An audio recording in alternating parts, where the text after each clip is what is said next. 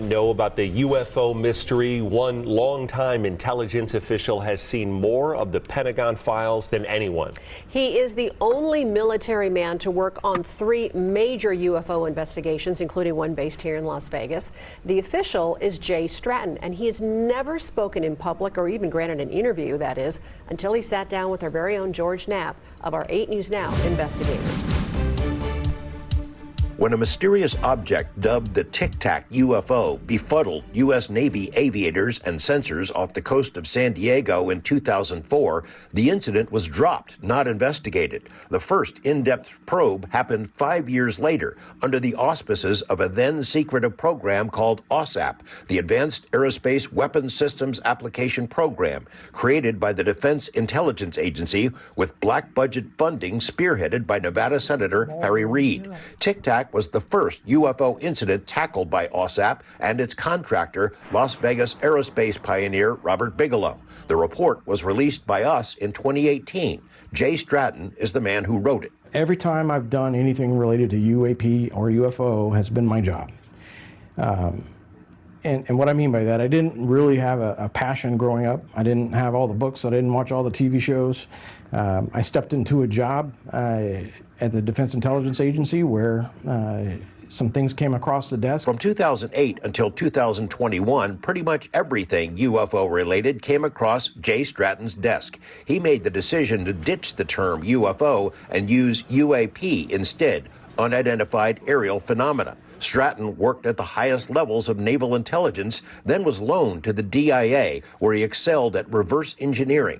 He and his colleague, rocket scientist Dr. James Lakatsky, kept seeing reports of unknown craft, but learned there was no central location where such mysteries were being analyzed. You know, all the stories you hear, right, there's probably the office that deals with this.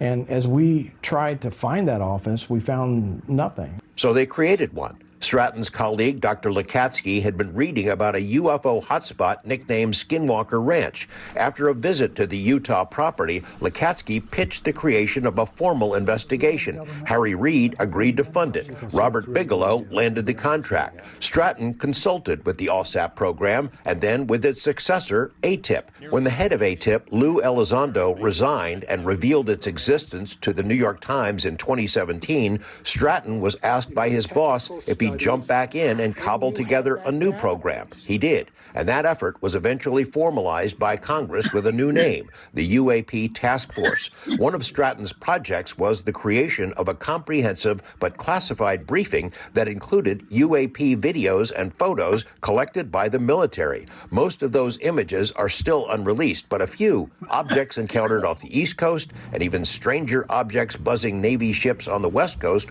were leaked, then publicized. Stratton scoffs at the debunkers who tried to explain them away as flares or drones or birds. Whoa, splashed. So there's a lot of cleanup to do when you have a lot of these people saying it's birds or whatever they're saying.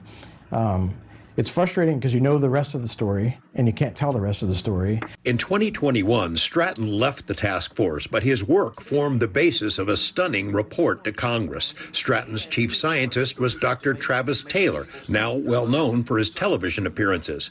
Of 144 incidents investigated by the task force, 143 were considered unidentified. Stratton and Taylor now work for Radiance Technologies, a defense contractor with offices in 17 states, including Nevada.